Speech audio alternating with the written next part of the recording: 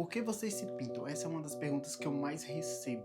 Geralmente quando eu tô com grafismo, quando eu tô fazendo tinta.